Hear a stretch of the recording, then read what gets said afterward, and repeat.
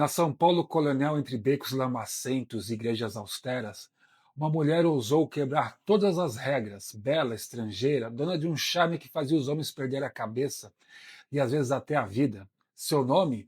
Mima Renard, a feiticeira da vila.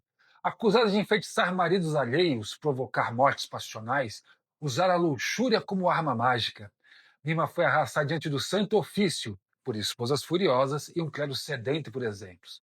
Seu destino? Seu destino selado pelas chamas da ignorância e da fogueira. Mima Renard era uma jovem imigrante franco-brasileira que chegou ao Brasil no final do século XVII, junto com seu marido, o René. O casal se estabeleceu na Vila de São Paulo, antiga extensão do centro histórico da cidade. Dona de uma beleza impressionante e de um modo de se portar que encantava, Mima despertou grande interesse entre os homens locais e, óbvio, gerou ciúmes e inveja nas mulheres da vila.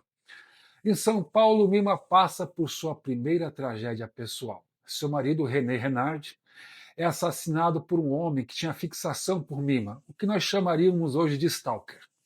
E acreditando que se matasse René, ela seria dele, o que não aconteceu, claro. O homem foi preso e Mima se viu totalmente só, viúva, estrangeira, na antiga Vila de São Paulo. Sem recursos para se sustentar, viu a sua vida virar uma ruína num piscar de olhos.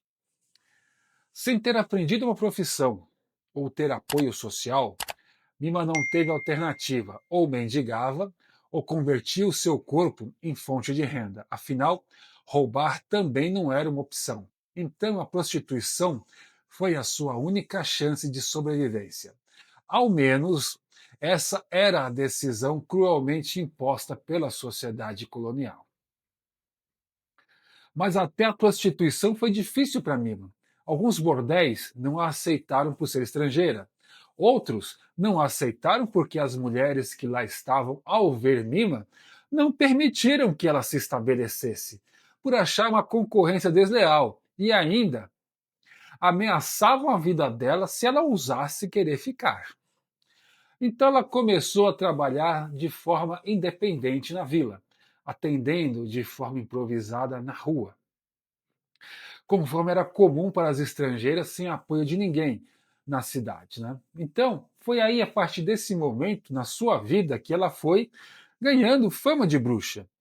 Já falamos mais de uma vez aqui que ela era muito bonita e atraía os homens com muita facilidade, o que gerava ressentimento entre as mulheres locais, principalmente entre aquelas que viam seus maridos e pretendentes se arrastando atrás da Mima. Rapidamente, a comunidade passou a associar seu sucesso com os homens, né, e supostos feitiços ao ocultismo. Diziam que a Mima lançava encantamentos para hipnotizar os homens do vilarejo. Uma acusação alimentada pelas mulheres do vilarejo e das carolas da igreja.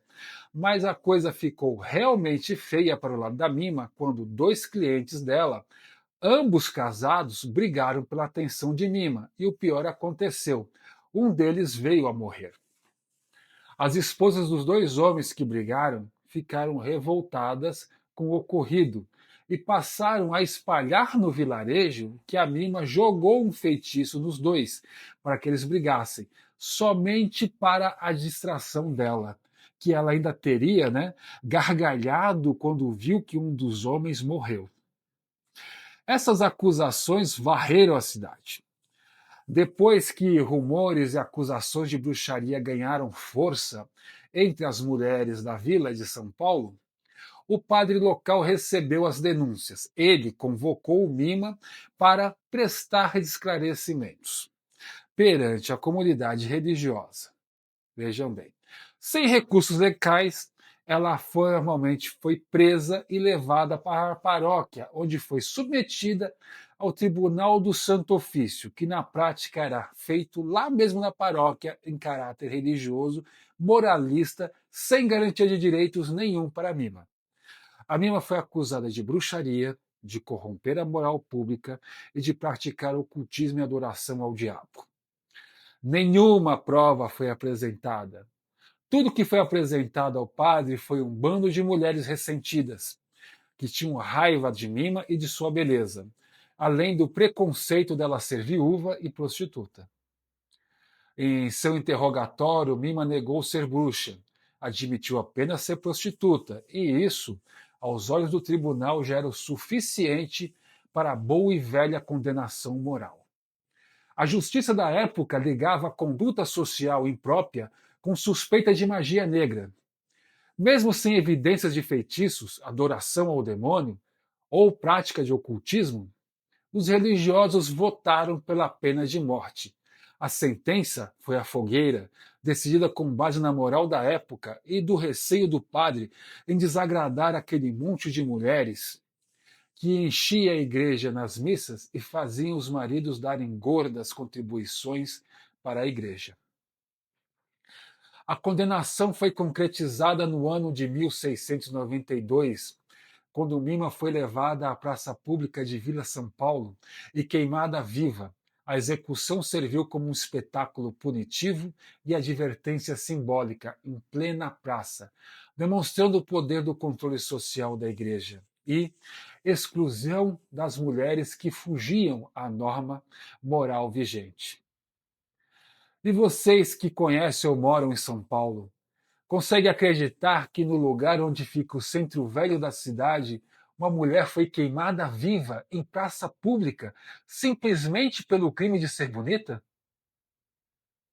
E uma curiosidade aqui para quem ficou até o final. Na Idade Média, as mulheres que tinham a pele perfeita ou eram muito bonitas eram consideradas abominações que fizeram pacto com o diabo e quase sempre eram denunciadas para a Santa Inquisição, onde eram torturadas até a morte para confessarem, né, a sua culpa. E eu disse quase sempre porque essas mulheres só eram denunciadas se fossem pobres. Mulheres da nobreza davam grandes contribuições para a igreja e, por isso, eram consideradas tementes a Deus e virtuosas. Se você gostou, já sabe, deixa seu like, se inscreve no canal, compartilha esse vídeo, além de comentar, claro, que é muito importante para a gente. Muito obrigado e até o próximo vídeo.